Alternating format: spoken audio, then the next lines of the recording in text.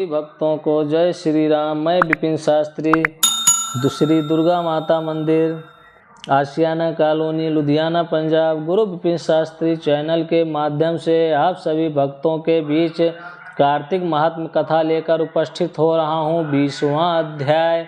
कथा श्रवण करने के पूर्व हम अपने गुरु महाराज इष्ट देव का ध्यान करते हैं।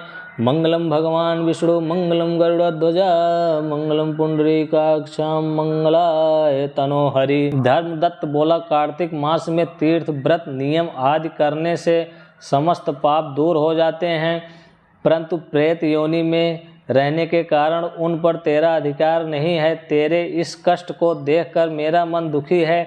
तेरा उद्धार किए बिना मेरा मन प्रसन्न नहीं होगा।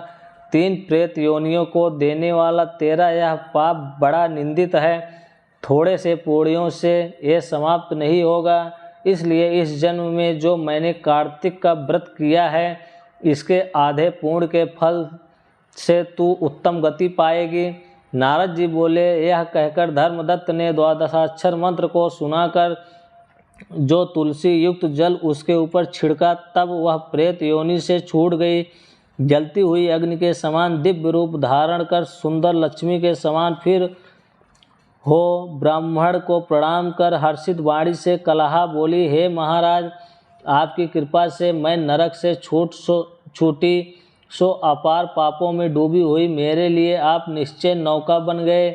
नारद बोले, कलहा ने विष्णु के रूप को धारण करने वाले देवताओं समेत प्रकाशमान विमान को देखा। तब धर्मदत्त ने विमान को आश्चर्यपूर्वक देखा और विष्णु रूपी उन गणों को देखकर प्रणाम किया। उन दोनों द्वारपालों ने उस धर्मदत्त को उठाकर उसकी प्रशंसा करके धर्मयुक्त वचन बोले। गण बोले, हे ब्राह्मण, तुम बहुत धर्मात्मा हो, विष्णु की भक्ति में सदा लगे रहते हो, दीनों पर दया करते हो, विष्णु के भक्त हो। तुमने बचपन से अब तक जो कार्तिक व्रत किया, उसका आधा फल देने से कलह के पूर्व जन्म का पाप नष्ट हो गया। तुम्हारे स्नान के फल देने से इसके पूर्व जन्मों के पाप मिटे और हरि का जागरण आदि करने से यह विमान मिला, जहाँ अनेक प्रकार के भोग हैं। ऐसे वैकुंठ को जा रहा है।